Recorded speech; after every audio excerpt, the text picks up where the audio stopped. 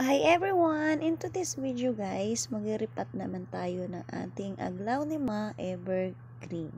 Ngayon guys, dahil yung pot niya maliit, kitang-kita naman malaki na yung kanyang roots. So kailangan ilipat na natin siya sa malaking pot para mag-expand ng maigi yung kanyang roots. And then, kapag nag-provide siya ng baby ay ayan, maluwag at hindi masikip. Ang gusto din kasi guys ni Aglaonema is maluwag yung kanyang space kasi mabilis po yan guys magtubuan ng suloy.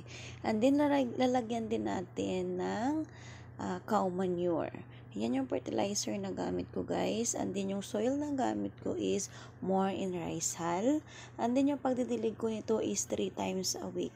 Huwag lang sila natin lagi basain na basain and make sure na lagi may butas yung kanilang pot para hindi sila mababad sa tubig at hindi mabubulok yung kanyang roots.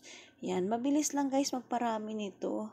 And then yung isa naman, Aglaonema Evergreen din ito guys. Dagdagan ko na lang ng soil kasi okay naman siya sa pot niya. Ilipat ko na lang kapag talagang nag-stable na siya. Kasi ano lang to guys, repat lang din to. Ayan. Thank you for watching everyone.